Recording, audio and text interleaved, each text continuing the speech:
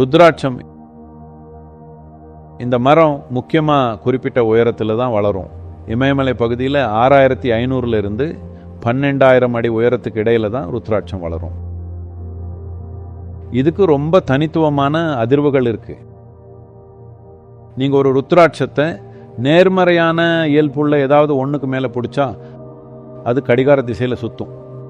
எதிர்மறையான இயல்புள்ள ஒண்ணுக்கு மேல பிடிச்சா அது எதிர் கடிகார திசையில சுத்தும். நடுநிலையான இயல்புள்ள ஒண்ணுக்கு மேல பிடிச்சா அது ஊஞ்சல் மாதிரி ஆடும். நான் உங்களுக்கு இது என்ன செய்யுதுன்னு காட்டுறேன், சரியா? நல்ல சுத்தமான புது ருத்ராட்சம். இதுக்குள்ள போறதுக்கு முன்னாடி அது என்ன பண்ணணும்னு நான் உங்களுக்கு காட்டுறேன். இது வெறும் காகிதம் தான், அப்படிதானே? உங்களுக்கு ருத்ராட்சம் கடிகார திசையில எதிர் கடிகார திசையில சுத்துறது பத்தி தெரியுமா? சரி, நீங்க எந்த பக்கம் சுத்துதுன்னு எனக்கு சொல்லணும். எந்த பக்கம் சுத்துது? இது கடிகார திசை தானே. இப்போ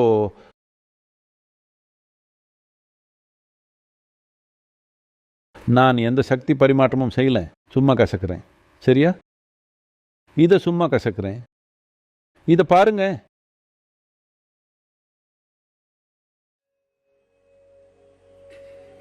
எப்படி சுத்துது? உங்களுக்கு இதை சொன்னாங்களான்னு எனக்கு தெரியல. நிச்சயமா உங்க பெற்றோர் சொல்லியிருக்கணும். உங்க துணிகளையும் படுக்கைகளையும் சரியா மடிச்சு வைக்கணும்னு சொல்லியிருப்பாங்க.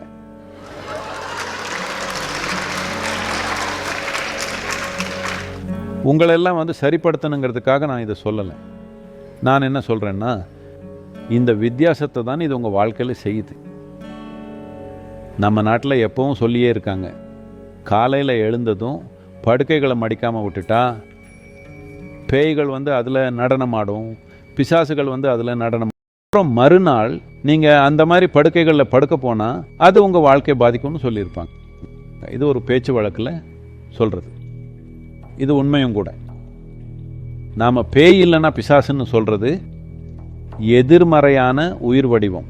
நாம் தெய்வீகம்னு சொல்கிறது நேர்மறையான உயிர் வடிவம். உங்களை வளர்க்குறது, உங்களை செழிப்படைய வைக்கிறது எல்லாமே தெய்வீகமானது. உங்களை எதிர்மறையாக பாதிக்கிறது எல்லாம் பேய் மாதிரியானது. இந்த காகிதத்தை எடுத்துக்கோங்க, நீங்கள் அதை சுருட்டி வச்சா அது எதிர்மறையான சக்தியை ஈர்க்கும். அதே காகிதத்தை நீங்கள் சரியாக மடித்து வச்சா அது நேர்மறையாகிடும். அதனால தான் எல்லாத்துலேயும் வீடு எப்படி இருக்கணும், எதை எங்கே வைக்கணும்னு எல்லாமே முக்கியம். இப்போ எல்லாம் நவீன அலங்காரத்துக்கு போயிட்டு இருக்கோம். ஆனால் என் பாட்டி இருந்தால் எது எங்கே இருக்கணும், எல்லாமே ஒரு குறிப்பிட்ட முறையில் இருக்கணும்னு சொல்லுவாங்க. வீட்டில் உங்கள் அம்மா பாரம்பரிய பின்னணியில் இருந்து வந்தவங்கன்னா சமையலறைக்கு போனால் எப்போதுமே உப்பும் புளியும் சேர்த்தே வைக்கப்பட்டிருக்கும், தனித்தனியாக வைக்க மாட்டாங்க. இது உங்களுக்கு தெரியுமா? அப்படியா? இன்னமும் கடைபிடிக்கப்படுதா? ஆமாம், ஏன்னா இந்த விழிப்புணர்வு எல்லாமே துரதிருஷ்டவசமாக வெறும் பழக்க வழக்கமாக மாறிடுச்சு. இது பழக்க வழக்கமாக மாறினது நல்லது தான். ஆனால் ஏன்னா இப்படி செய்யணும் என்ற புரிதலை மக்களுக்கு கொடுக்காம சும்மா இதை செய்யுங்க அதை செய்யுங்கன்னு சொல்கிறதால கொஞ்ச நாள் கழித்து யாராவது ஏன் நான் இதை செய்யணும், நான் புளி என் தலையில் வச்சுக்குவேன், உப்பை வேற எங்கேயாவது வச்சுக்குவேன்னு சொல்லுவாங்க. அது அப்படி வேலை செய்யாது. இந்த பொருட்கள் எல்லாம் நீங்கள் எப்படி வாழ்கிறீங்கன்றதோட தொடர்புடையது. எல்லாத்தையும் எப்படி வைக்கணும், இந்த மனிதன் எப்படி தன்னோட அதிகபட்ச அதிர்வில் இயங்க முடியும்னு பார்க்குற இந்த முழு அறிவியலும் நம்ம ஊரில் ஒரு சாதாரண விவசாயிக்கு கூட அவங்களுக்கு தெரியும்ன்ற விழிப்புணர்வு இல்லாமலே இதெல்லாம் அவங்களுக்கு தெரியும். அதாவது அவங்களுக்கு அறிவுபூர்வமாவோ விழிப்புணர்வாவோ தெரியல, ஆனால் இப்படி தான் செய்யணும்னு அவங்களுக்கு தெரிஞ்சிருக்கு. ஏன்னா யோகாவை ஒரு பழக்க வழக்கமாக கலாச்சாரமாக மாற்றி மக்கள்கிட்ட கொடுத்துட்டாங்க.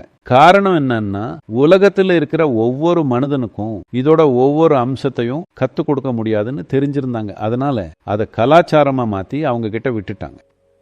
அடுத்த சில தலைமுறைக்கு அம்மாக்கள் அவங்க குழந்தைங்களுக்கு பல் துலக்க கற்றுக் கொடுக்குற மாதிரி யோகா அவங்க வாழ்க்கையில் தானே நடக்கிறத நான் பார்க்கணும்.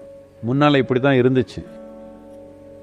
அந்த காலத்தில் அகத்திய முனிவர் தென்னிந்தியா முழுக்க இதை செஞ்சாங்க. ஒவ்வொரு வீட்லேயும் எல்லாருக்கும் ஒரு மனுஷன் தன்னோட முழு ஆன்ம சக்தியை வெளிப்படுத்த அனுமதிக்கிறது எப்படின்றது புரிதல் இருந்துச்சு.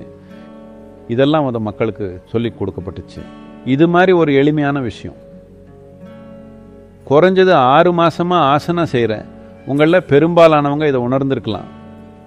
2 சட்டை எடுங்க, 2மே துவைச்சு சுத்தமாக இருக்கணும். ஒரு சட்டையை இப்படி செஞ்சுட்டு 3 நாளைக்கு அப்படியே வச்சுடுங்க. இன்னொரு சட்டையை நல்லா மடித்து வச்சுடுங்க. 3 நாள் ஆனப்புறம் ஒரு சட்டையை போட்டுக்கோங்க, கண்ணை மூடி உணர்ந்து பாருங்க. அடுத்த சட்டையை போட்டுக்கோங்க, அதையும் கண்ணை மூடி உணர்ந்து பாருங்க. எப்படி இருக்குன்னு பாருங்க. 2க்கும் நிறைய வித்தியாசம் இருக்கும். எல்லா அம்சங்களும் வாழ்க்கையில் கொண்டு வரப்பட்டிருக்கு.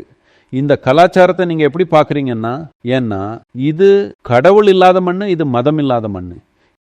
இது கலாச்சாரமாக கொடுக்கப்பட்ட ஒரு குறிப்பிட்ட விஞ்ஞானம். Transmitted as culture. பல்வேறு மாற்றங்கள் காரணமாக அந்த விஞ்ஞானம் முற்றிலும் சிதைந்து போயிடுச்சு. முழு சமூகத்துக்கும் அதை திரும்ப கொண்டு வர்றது சுலபமான காரியம் இல்லை. குறைந்தபட்சம் சில மக்களுக்காவது இதை திரும்ப கொண்டு வர விரும்புகிறோம். அவங்க எதிர்காலத்தில் பெரிய சமூகத்துக்கு இதை கற்றுக் கொடுப்பாங்கன்னு நம்புகிறோம்.